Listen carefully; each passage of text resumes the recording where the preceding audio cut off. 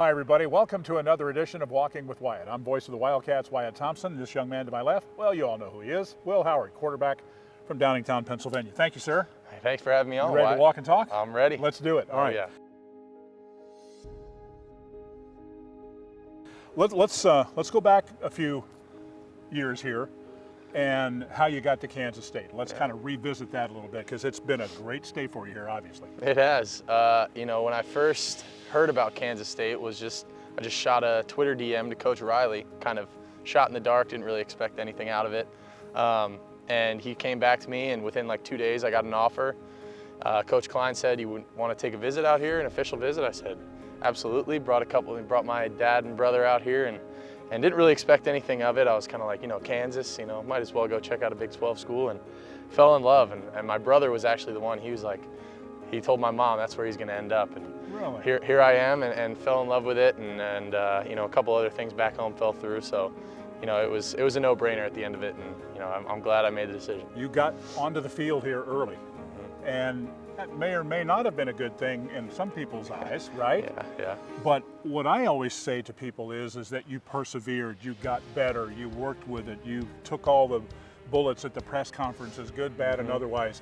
It made you stronger and better in all reality, didn't it? Absolutely. I mean, in the moment, everybody's kind of killing you, and it doesn't feel good, obviously, and people are, calling for your head. But looking back at it now, it's like in the moment as an 18-year-old kid, you don't really understand the importance of that experience and being out there and being able to persevere through those things. But now looking back, it's like the success that I've had now and the things that I'm doing now would not be happening if I didn't have to go through those things so early. I know you have a lot of football left in you, of course, but let's talk about last year for just a moment.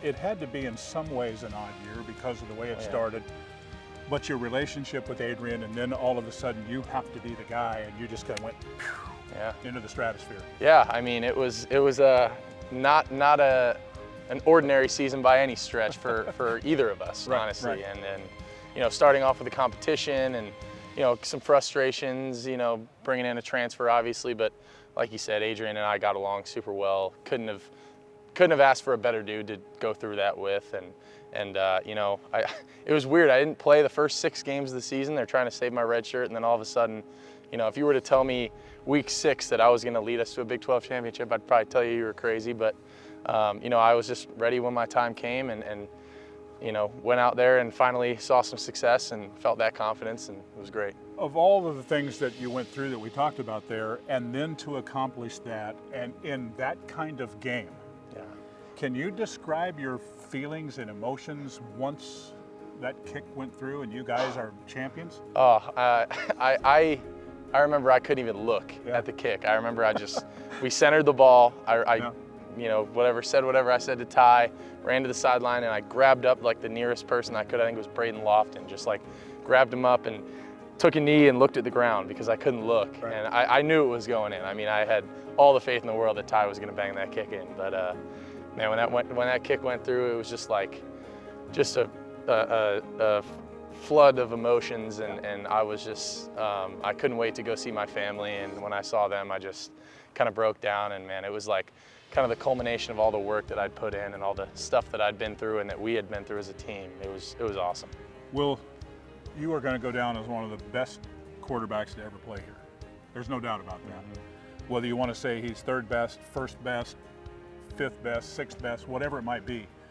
I guess the question is, what does that mean to you now? What could it mean to you down the road? Because it may be different. Who knows?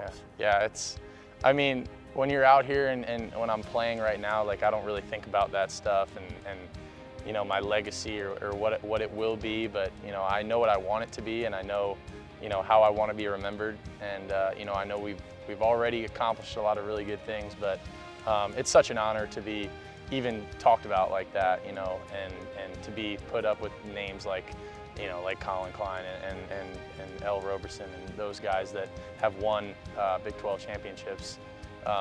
To be even in that conversation is an honor, and there's a lot of work left to be done. So, it's a cool feeling, but I'm just trying to do everything I can to make my legacy known and to enjoy my time here at K-State the best I can. And finally, just the friends you've made here. players and otherwise, but you're kind of in so many ways the face of this program. What's it like developing relationships with the guys you have here?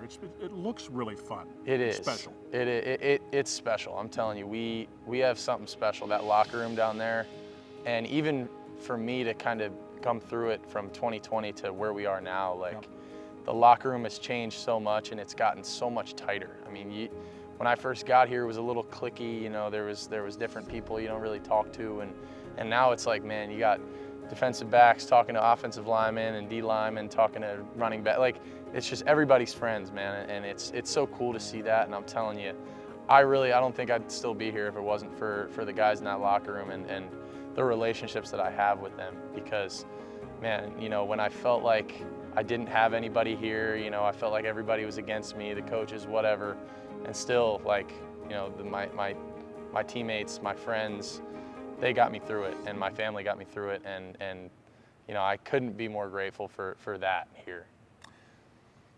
I'll enjoy watching you, buddy. Thank you so Wyatt. much. Really appreciate it. Appreciate you. This guy's pretty tough too, don't you think? That's Walking with Wyatt with Will Howard. Thanks so much for joining us. We'll see you next time.